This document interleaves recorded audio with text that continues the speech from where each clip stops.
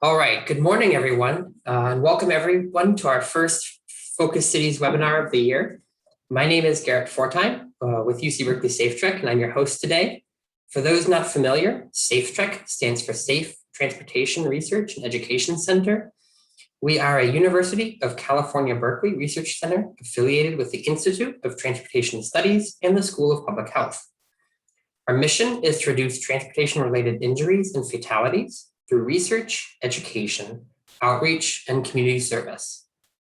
SafeTREC conducts research, provides technical assistance and workshops to communities across California, educates the transportation safety professionals of tomorrow, and coordinates major transportation safety programs for the state of California. Our webinar today is in collaboration with the Street Story program. Street Story is a community engagement tool that allows residents, community groups, and agencies to collect information about transportation crashes, near misses, general hazards, and safe locations to travel. Street Story features a survey where people can record travel experiences. Community organizations and agencies can use this information as part of qualitative information gathering approaches for local needs assessments, transportation safety planning efforts, safety programs, and project proposals. We'd also like to acknowledge the support of the California Office of Traffic Safety, who provided a grant through the National Highway Traffic Safety Administration for this program. We appreciate their dedicated support of community pedestrian and bicycle safety. And at that point, I have just recalled that I've forgotten to share my screen. So I will do that so you all can see what I am talking about.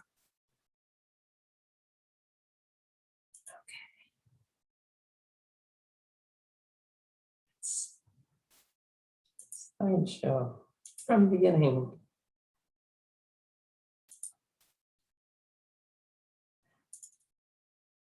All right, so you all should be able to see that now.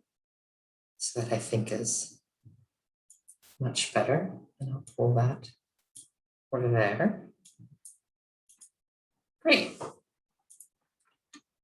All right, so before we dive in, a couple of housekeeping reminders.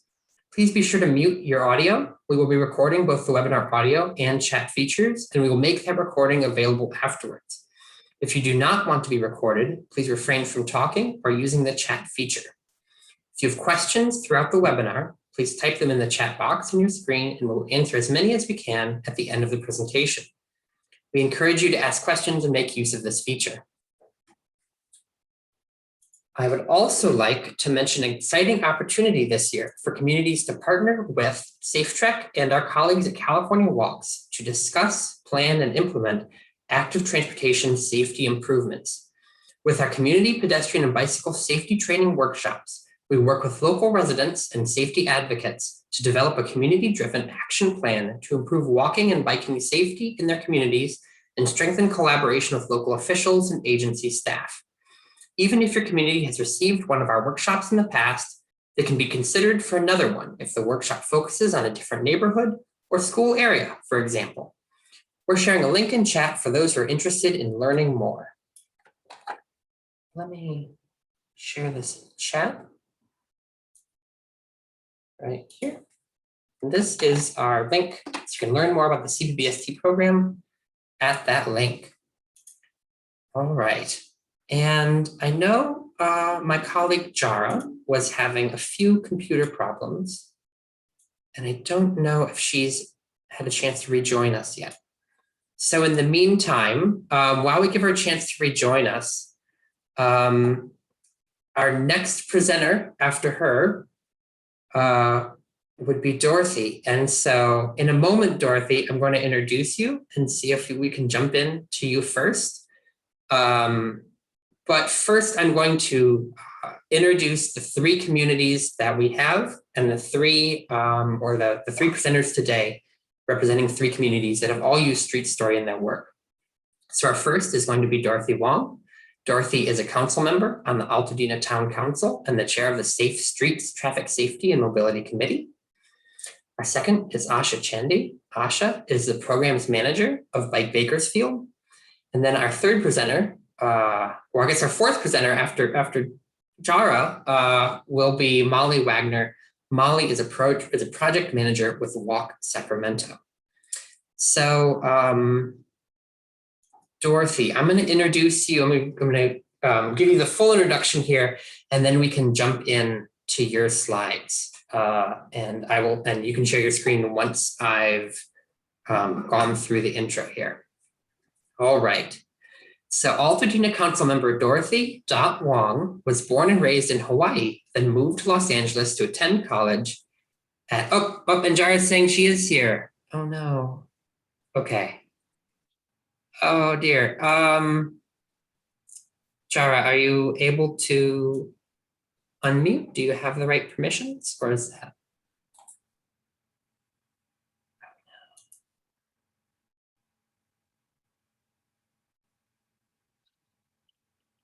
Okay.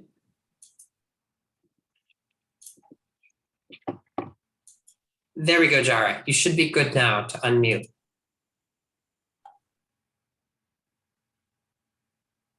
There we go. Excellent. All right. Well, then, Jarah, I will introduce Jarah and hand it over to you. Computer problems. What can you do, right? So, all right. So my colleague, Jarah Crowner, is a project and program analyst at UC Berkeley SafeTREC. She's the Street Story lead and also works on the Community Pedestrian and Bicyclist Safety Program, the Complete Street Safety Assessment, and the California Active Transportation Safety Information Page. Jarah received her MPH from the Jackson State University with a concentration in health behavior, promotion, and education. She loves engaging with different community organizations and residents across the state, while providing them with the tools and resources to help address their road safety issues. And now I'll hand it over to you, Jarah. Thank you, Garrett. So before we get to the panelists today, I would like to talk a little bit about what Street Story is. Street Story helps community groups and agencies collect and understand information that is important for transportation safety, but is difficult to gather and analyze otherwise. The online platform allows community groups and agencies to collect local information about transportation collisions, near misses, general hazards, as well as safe locations to travel. The platform and the information collected is free to use and publicly accessible. The tool is available in both English and Spanish, and we have paper versions in English and Spanish as well. Cities and counties use collision data to decide where to make improvements. However, data may not show us where people are actually walking and biking. They also don't relay local knowledge about where it's safe to travel, and it also may not relay info about what the hazards are. We only learn about what's there in the police report, and we know there's more. So this is where Street Story comes in. It allows for community feedback that otherwise we wouldn't have access to. Organizations and agencies can then use this information as part of community needs assessments, transportation safety planning efforts, or evaluations.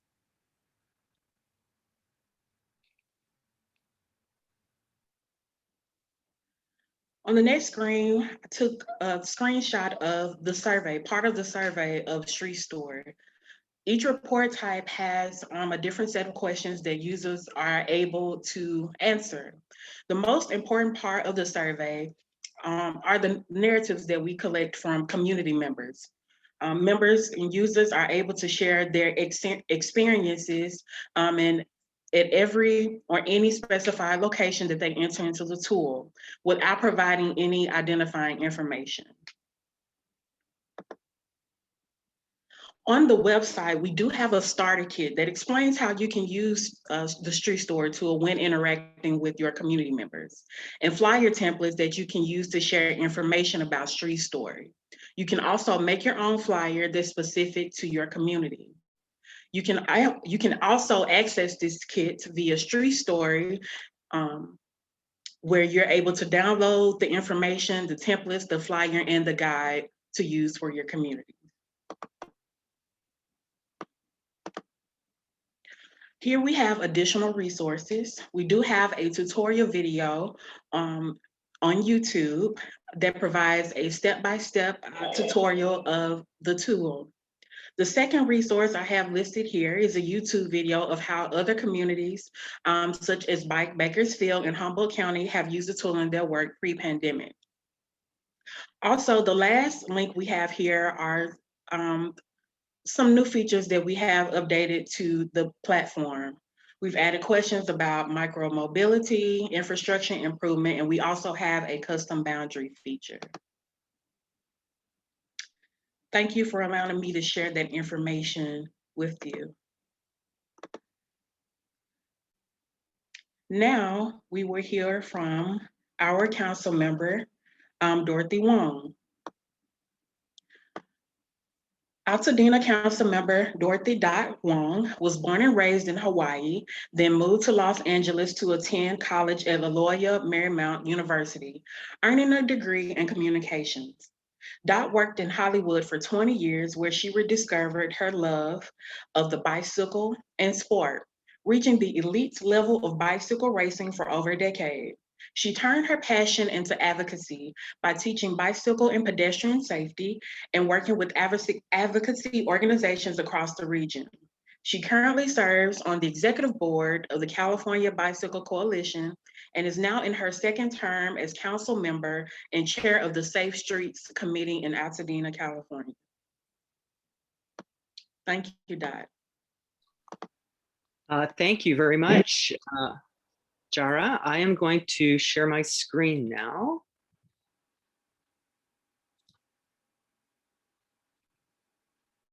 Okay, let me get into my little presenter mode.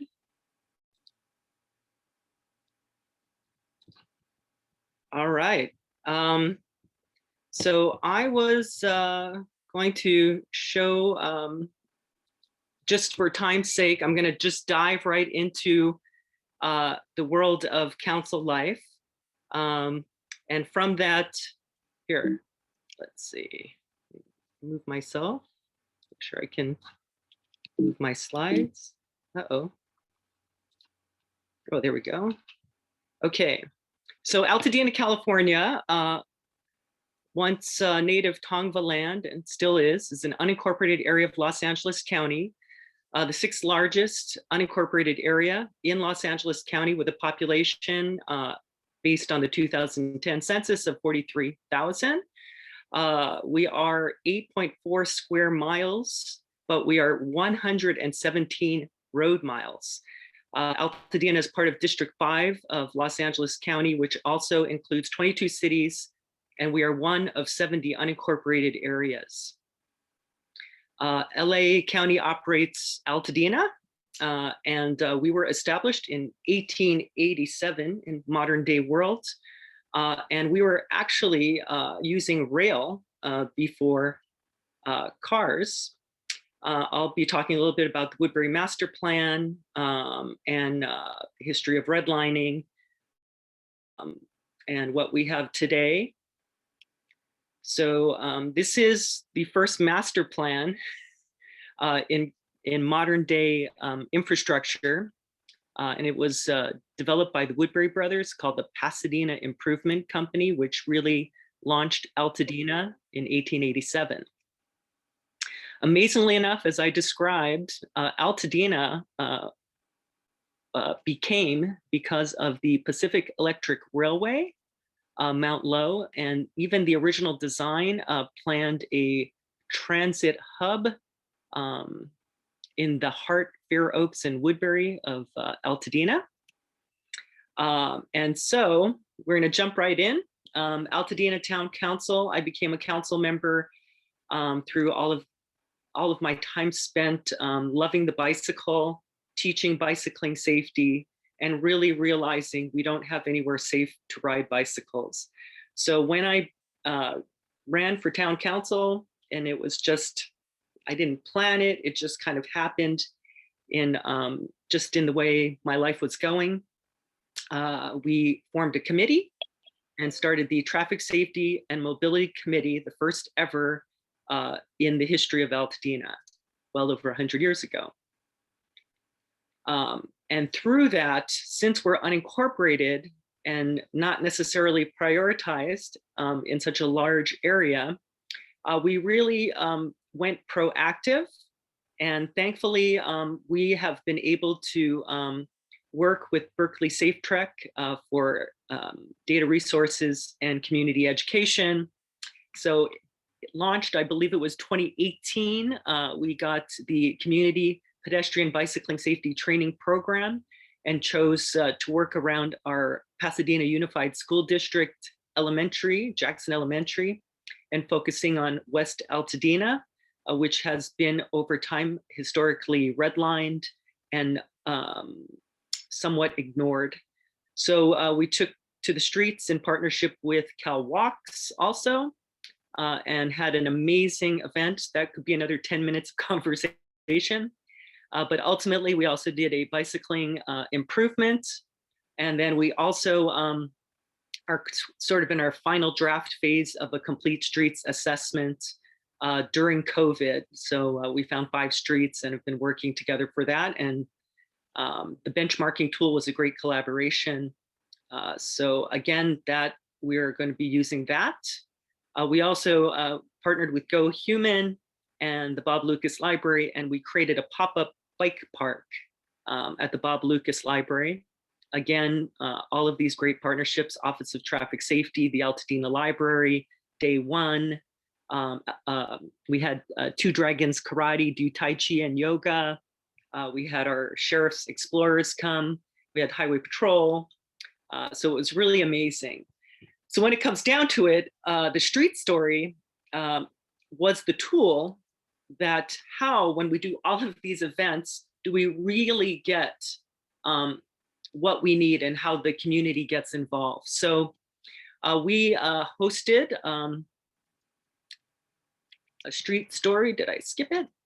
Anyway, we'll find it in there. But our street story, we had a workshop. And from that, we started inputting data and then using the TIMS, the traffic injury mapping system. Also, we were able to reinforce and identify the streets that are high collision and also needing support from our county officials. And we had a nice story that was published from our work in our local magazine. And then we took to the streets also using social media tools showing, although we have a class 2 bike lane, it happens to also be on our fastest, highest level of traffic stress streets. And as you can see there. And then thankfully, the county also has these action plans of traffic safety, including Vision Zero that was adopted at the end of 2019, right before COVID. And so with COVID, we were also in partnership with the county able to implement slow streets. So we have now well over 200 plus signs where you don't see the signage lines. There's actually an implementation that just happened.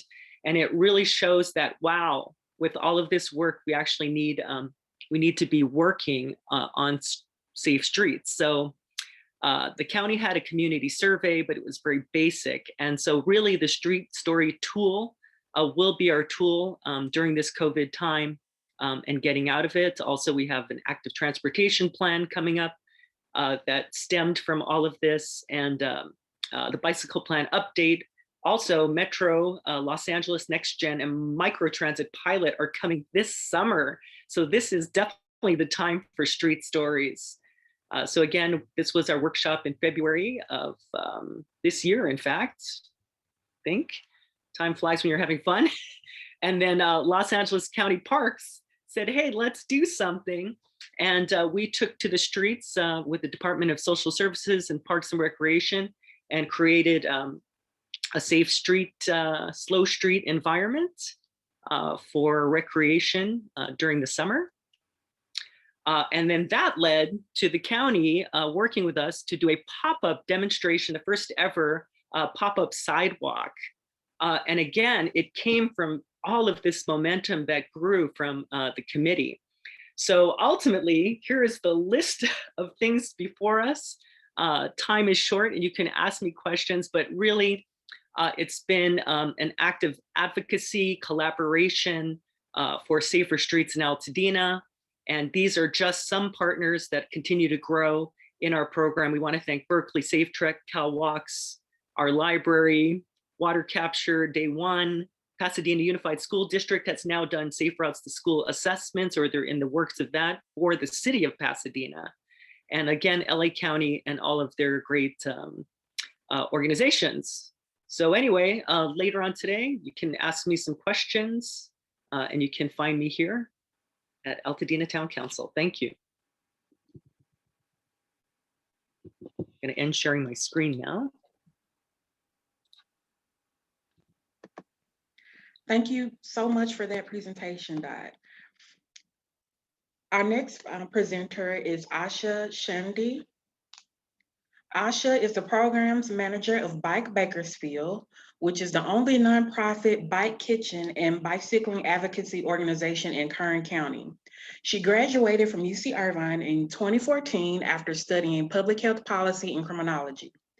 After returning home to Bakersfield in 2016, Asha became involved in active transportation through her work at Bike Bakersfield in grant writing, fundraising, and policy advocacy. This past year, she was an active transportation planner with the California Bicycle Coalition's Central Valley Bikeways Project. Thank you, Asha. Thanks, Jarah. I can already see some of my pictures didn't make it to the presentation, but that is okay. We'll just be talking about Bike Bakersfield and a little bit about us. So you can go to the next slides. So our programs pre-COVID were kind of a typical bike kitchen and Earn-A-Bike program. We are located in Kern County, which is the very southern tip of the Central Valley. We are the county's only nonprofit bike shop and Earn-A-Bike program. We did have a bike kitchen out in Arvin, which is in the south of the county, right next to the Grapevine. It's a incorporated city, but it's very rural and a little bit out of the way from the typical resident in Kern County. So we did have the only bike shop in that area in Bike Arvin, and we had to close our doors because of lack of funding and grants, the nonprofit struggle.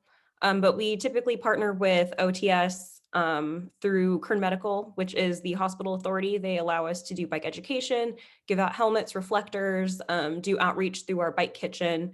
We do smart cycling courses and bike rodeos. Of course, Bike Month is in May. So, going to do the plug, follow us on Facebook and Instagram, and we can, share ideas and share stories. So next slide. So some of our policy advocacy includes, just increasing the facilities we have throughout the county. The above picture is the groundbreaking for the Kentucky Street Greening Program, or Urban Greening Project, which the picture below is what came of it. The north side of Kentucky Street is adjacent to the Union Pacific Railroad station. And it was originally no sidewalk, just fence line, tons of accidents related to cars, but also pedestrian deaths and cyclist deaths. So we partnered with the city councilman and the city to apply for this grant. It was successful. And this Saturday is where that bottom picture was taken. We did our first ride around the cycle track and into a historic part of Bakersfield called Old Town Kern. One thing, as an advocate, and because I have planner on my resume, I did see that getting onto this beautiful cycle track and pedestrian walkway with these beautiful solar panels, actually getting onto that facility is a high stress situation. You can see the cars are coming by. There's no stop signs for them. There's very few crosswalks as it is. So there's still a lot of work to do, but the fact that we got this done during the coronavirus era is a huge success. You can go on the next slide.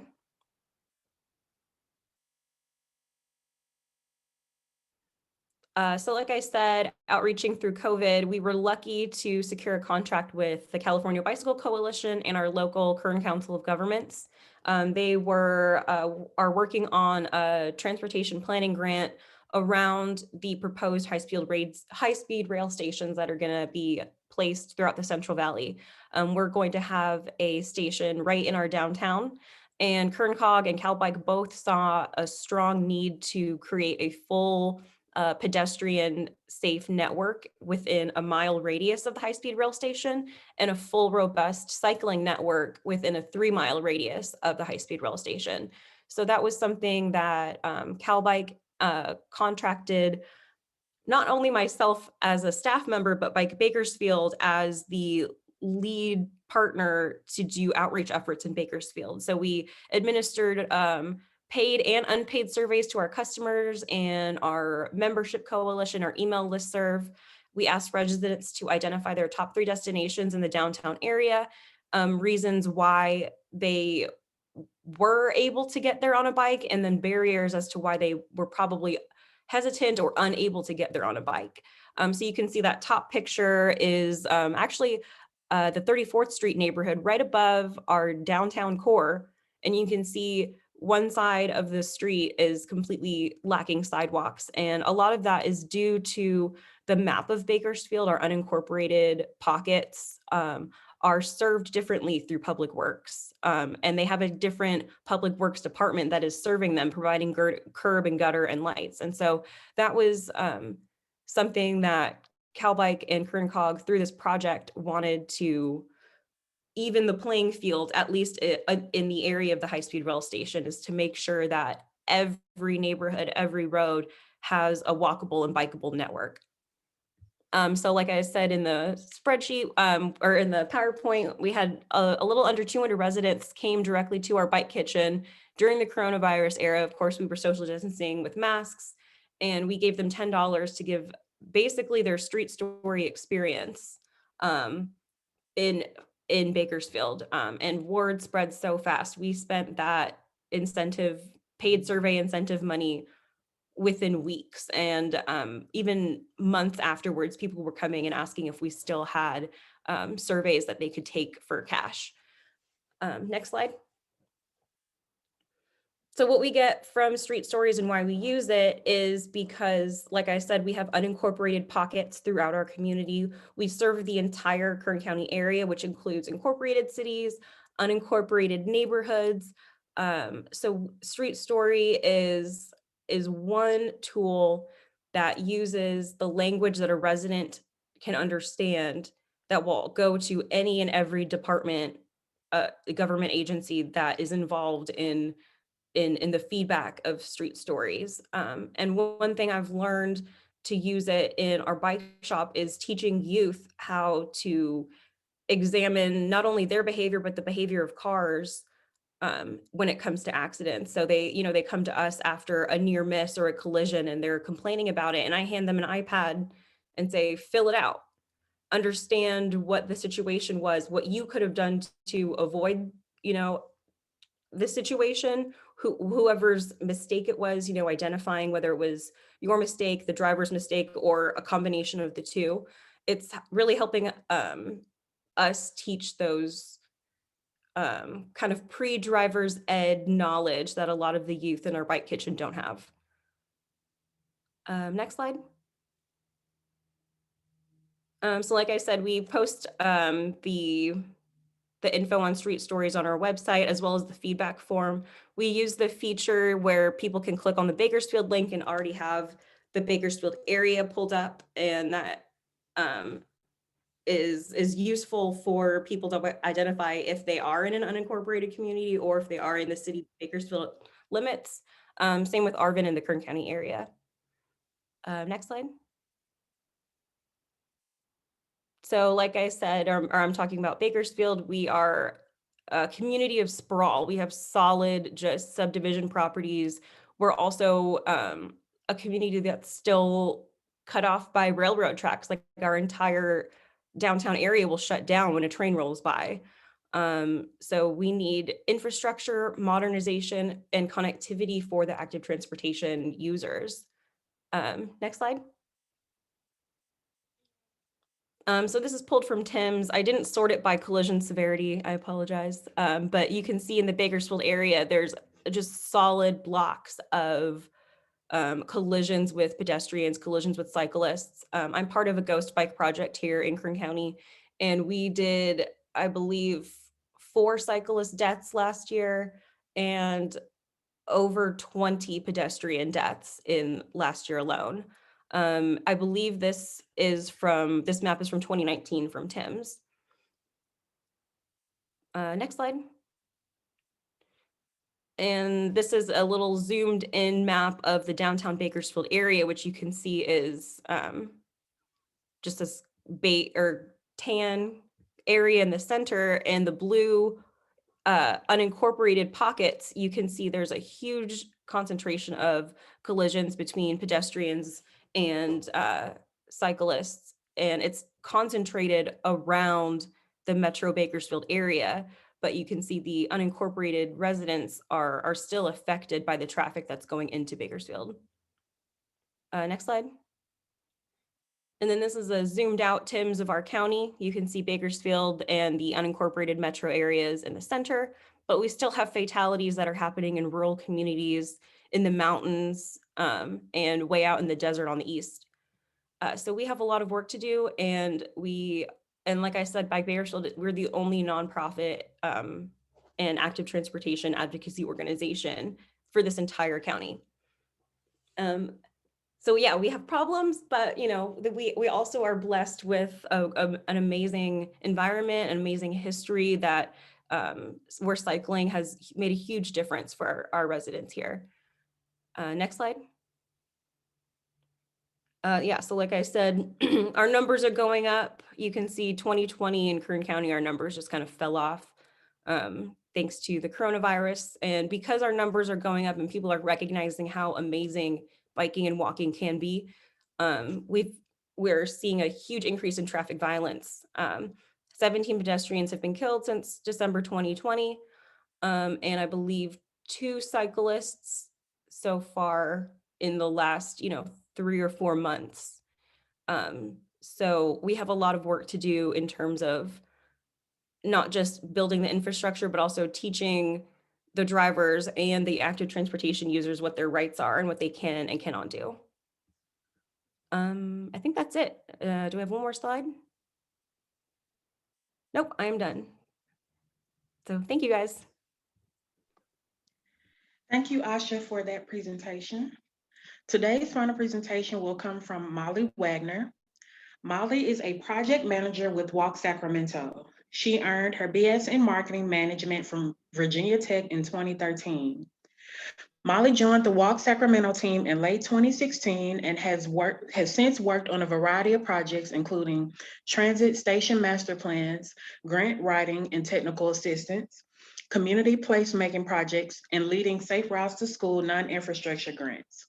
Molly believes that students have incredible knowledge about how communities function and enjoys finding ways to connect professionals and youth together to advocate, plan, and design youth-friendly communities that inspire everyday play for people of all ages and abilities.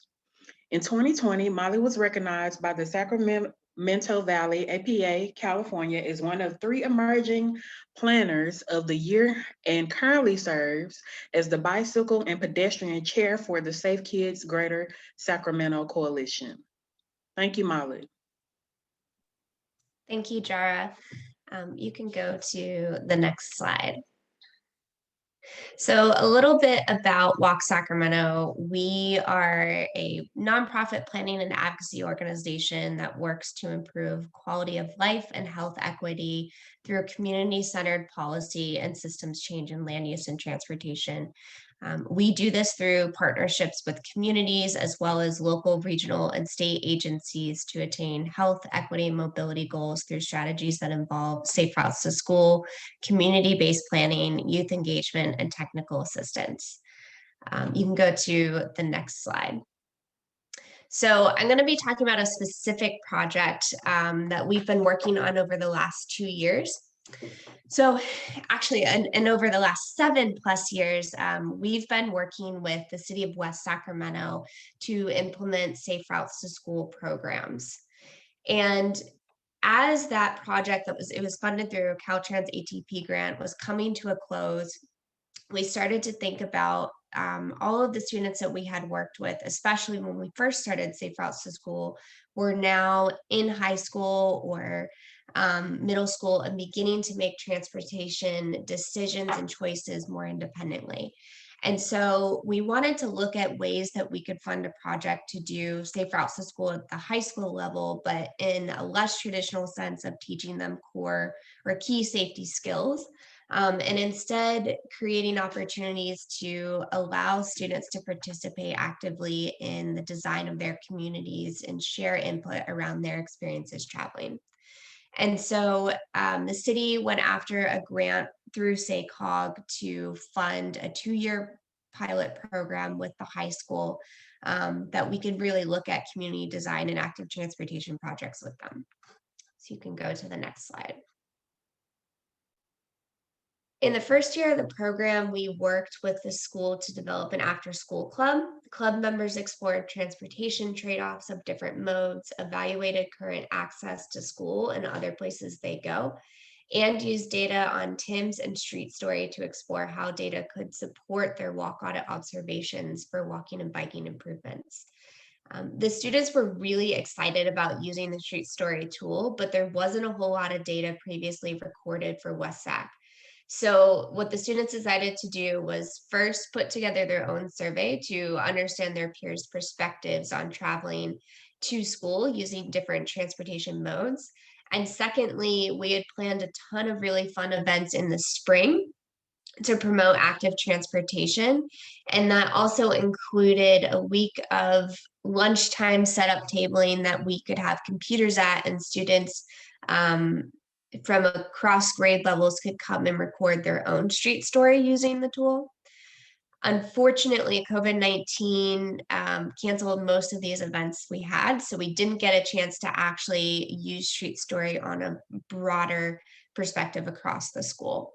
But I will say in the top left image here, you can see that the students are actually using Street Story in this tool. So it was really fun to use it with them. You can go to the next slide.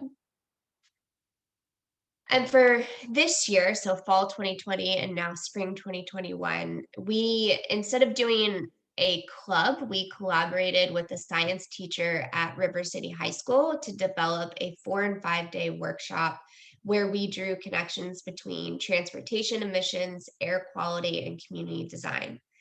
Students conducted their own walk audits, either in their community or on a route they normally travel, and focused on whatever mode that they typically take. So whether that was walking, if that was biking or skateboarding or another type of wheels. After their walk audits, they put together reports and were encouraged to put their findings into Street Story. So that way we had a larger database on them. And then the last day of the workshop, students got to participate in an interactive design workshop for the city's mobility action plan. And this spring, we had a career panel of young professionals who work in housing, land use, community development, economic development, and transportation departments at the city of West Sacramento. And it was really inspiring because a number of these students were also graduates of River City High School. So the teachers had fun seeing their old students, but then they also had some really relevant, good advice for students in turning their advocacy work into action, as well as potential career paths. And we just finished up the second workshop for the spring semester, and students are now creating their midterm papers or creating video voice projects about their observation and ideas that they have for improving their community or adding something new to their community. And they're also going to be using Street Story and TIMS to help support some of those findings. So, oh, you can go to the next slide. So in early 2020, our team had just started looking at how do we use Street Story to capture more information from residents and students for built environment change. A lot of what we do is focused on working with our communities, but also our planners and our engineers and other government officials, and bringing them together and highlighting the key needs that our communities really need to be incorporated in our transportation planning and design and funding. So I have always really loved the Street Story tool and was really excited when I first learned about it, because I saw it as a way to bring a more humanized element to our standard collision data. the story that I often share is that there was one day I was looking at an intersection and talking to an engineer, and I love my engineers, but their response to me was that the intersection was fine. It was up to code and there was nothing wrong with it. And so I said, okay, well, let's go sit out at the intersection and watch. And there were so many near misses that happened. There were so many things that you could just see that were challenging about the intersection that aren't told through traditional data, because our traditional data is only showing the collisions that happened, not all of the near misses that led to those collisions. So we started to really think about how can we use this, and we wanted to use it with our students as well as a number of other projects. But with COVID-19, of course, everything transitioned to a virtual setting, so we had to be a little bit more flexible. That being said, there were a lot of valuable things that we learned, and we'll be able to use this in the future as well. So the first is technology training. So in a typical computer lab or in-person setting, we can very easily troubleshoot and explore the tool together in a really efficient way. When we're in a virtual setting, all of us are on different computers and in different spaces. So it's much more challenging to do tech support. And so we had actually planned in both our virtual classes to have full days where we did data deep dives on street story and adding in the findings. But because of the need for just a much more in-depth tech training before we even got to that, we had to slow our class down a little bit and weren't able to get to it. The second challenge is limited engagement. So most of our students are not on camera and are a little bit shy to speak up and come off mute to talk. And also everybody's Zoom fatigued at this point. So it's not near as fun as getting out in person as a group and doing the observations together and then coming back and generating the data reports that Street Story has. That being said, there are also some really great things we learned that we can take forward with working with students, whether we are in a virtual setting in the future or are able to be in person.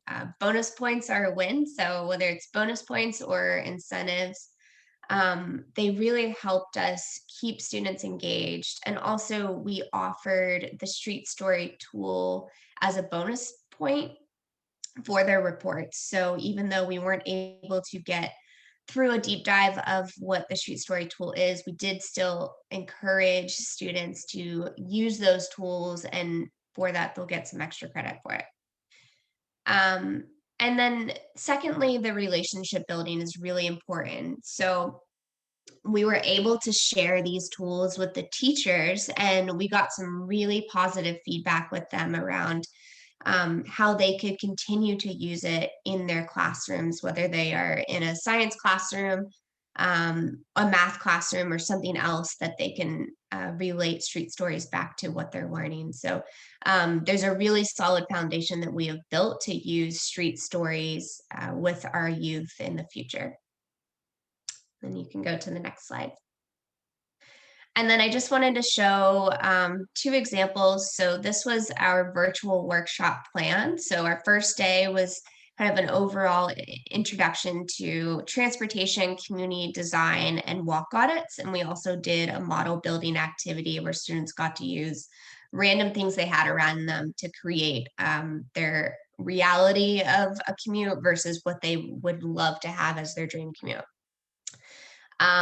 The second day was a walk audit working day workshop. And so they used the class time to actually go out and do their audits. Day 3 is where we came back into the classroom and talked about our observations and data findings, as well as introducing more data tools like Street Story and TIMS and how those can really help support what they're advocating for. And then our 4th day this spring was that career panel. So students got to hear a lot of really inspiring work and suggestions around how the things that they are advocating for can translate to funding and projects for change, and in a very short term as well as long term. Go to the next slide. And then I also wanted to show an example of an in-person workshop model. So in the past, we have done one-day or multi-day workshops, and a similar curriculum overall to what you would have in a virtual week-long course. But your first part is usually an icebreaker, again, an introduction to that transportation, community design, and walk audits, and then some sort of interactive model building activity. The second part is doing that walk audit together. Whenever I'm teaching in person, I always try to get the students outside as quick as possible, because I find that like a whole other side and personality of them comes out, and they get really excited and much more interactive than in a classroom setting. We have done walk audits looking at school access, food access, and parks access as a few examples. And then coming back after the audit, that's where we're summarizing our findings as a group. And that's where we're jumping into the computer lab to record our observations on Street Story, as well as using TIMS or other data points that we can pull to help back up kind of what we're seeing. And then that fourth part is advocating for change. So working with the students to really understand how the things that they have observed and ideas they've come up with can really help turn into actual projects. So that includes identifying a target audience. It could be a council member, it could be the school board, and then moving forward with that report and looking at how do we get this in front of those people. And then the other thing I just wanted to recommend, which would be a really great activity either during school drop-off or lunch, is to have tabling out there with computers that students can actually put in their own street story and learn what's important to them and their peers in regards to community design and transportation. And I think that's it. Thank you, Molly, and all the presenters once again. Now we're going to take some time for some questions, and I invite those that have a question to type it in the chat box. All right, yeah. So we've got some comments already, and I've got some questions I'll throw out. And I see that Dorothy has commented that she really loves the workshop plans. And I'll say for myself, while we give people a chance to think about what comments they might have, that I really love those like workshop plans as well, Molly. Like they really like encapsulate, and they're like a template for like thinking about how to use Street Story elsewhere. So thank you for that. And sure, then, and happy to share those with anyone if they're interested afterwards. And I'll note that we're going to send out the slides to everyone, so everyone will get that in their slides as well. But yeah, thank you, Molly. And then Dorothy, I saw that you shared about the Caltrans Active Transportation Survey. Do you want to talk a little more about that, if you like? Sure. So it's funny how this works. There is really a lot of information out there that, this is all about information, right? And I just was on a random Zoom call with advocates, and I found out about this plan. Like, it's not easy to find necessarily, but I went on the tool and I plugged in District 7, which is Los Angeles, and then I found my way to Altadena, and then I looked at the overlay. We effectively have two very busy freeway on-ramps and off-ramps that connect us to actually 3, Pasadena and Altadena. And, for us to use transit, obviously we have to get to Pasadena or we take the bus, but the Gold Line, or now it's called the L Line. So I realized that effectively the streets that have the most collisions, and maybe it's not rocket science, that have the most collisions are our freeway on-ramp and off-ramp corridors. And, and they tend to be ignored. But when I followed the line, it actually went into, Altadena and Pasadena. So I thought, wow. So I took the survey and was able to answer a lot of, hit the button, fill in the dots kind of questions. But they were good questions related to active transportation. So I think, for me, that would be a great opportunity to engage the community, to give input right now through the Caltrans app, and then take to the streets and really study again our most dangerous corridors for sure in Altadena, and I'm sure across there. So that's definitely key. And it's amazing that a lot of times I find the information, randomly through sort of advocacy shares versus, government shares. Right, yeah. Yeah, that sometimes that's how it works, is we sort of stumble across information and then share it out. And that's the other, that's the other half of it. So I see that Jill has posted a question for us all. What recommendations do you all have for agencies to kick off Street Story in your communities? So thinking about like, how do agencies use Street Story?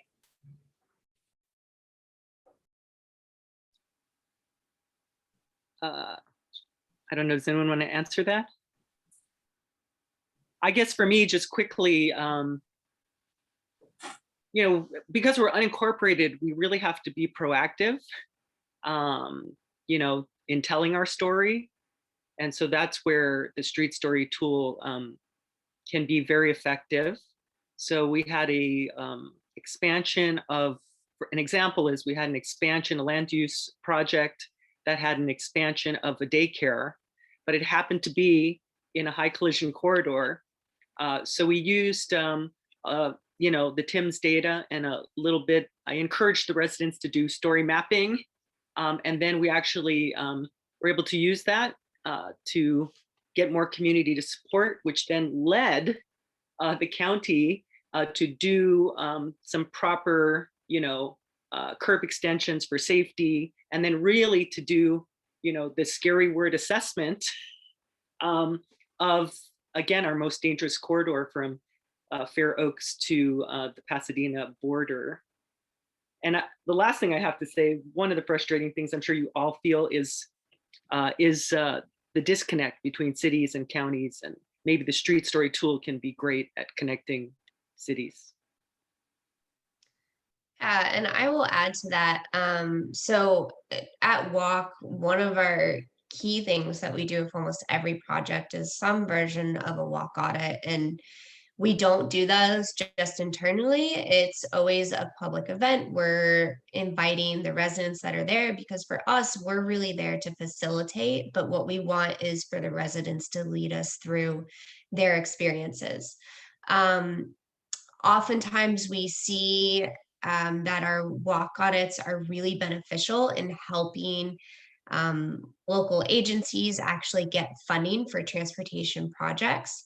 And I think with Street Stories, it can be such a great added benefit. So oftentimes we have a WALK audit, but it may be hard to get everybody there at the same time. And so doing almost like just a pop-up or going to a neighborhood association meeting and setting up Street Stories and saying like, come talk to us about what you want to see, and adding that in there, I think could really help inform your overall findings in the community, and understanding like, before you even come to the community with a project, like what is it that they want to see, or that they have challenges with, or that they really love about their community and want to see more of. So I think that's one way to kind of think about it, is, using Street Stories as a way to do collective data. And even if you don't feel like you can do a WALK audit and create a WALK audit report, you can absolutely introduce people to the Street Story tool and show them how to use it. And the second thing I will say is that with a lot of transportation funding, TIMS and other data points are referenced when you are applying for that funding. And so including, if you're able or working on the requirements for funding and for grant applications, including Street Story as one of those recommendations too that people can use, will be great as well, because again, it really helps tell more of the story than what we just get from collision data, which only tells part of it.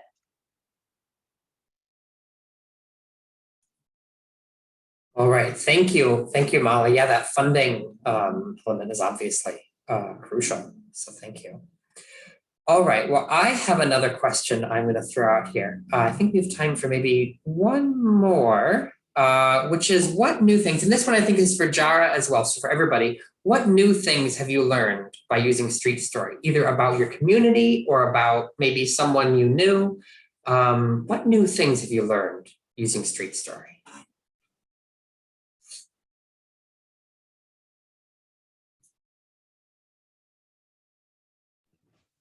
think This is one thing Asha. that I'm sorry. No, go ahead, Jarah. One thing I think I continue to learn is that it's really accessible to everyone. And I think now more youth are becoming more comfortable with using the tool. Within recent weeks, I've had some kids to reach out asking questions about how to use the tool and how it can help them in their experiences. So I think the accessibility of the tool is what continues to, I guess, inspire me to keep telling communities about the tool. So yeah, that's what I say. Yeah, this is Asha. I definitely feel the same way. Like the open source public school based program that doesn't have like City of Bakersfield Public Works Department on it, and it doesn't use super high level transportation language, the jargon. People don't know or necessarily care about the jargon. They want to be heard. And this is like a way for them to not only think about the near miss or the collision that just happened or that they just saw, but also like learn from it to walk or bike without fear, you know? And yeah, I don't know where I'm going with that, but yeah, it's highly accessible and it doesn't feel like a government or a political thing. It is just tell us your story, and the best way to get the best story is to have that person-to-person contact, which is of course hard with coronavirus and in the age of pandemics, but that's what makes the data in Street Story so valuable.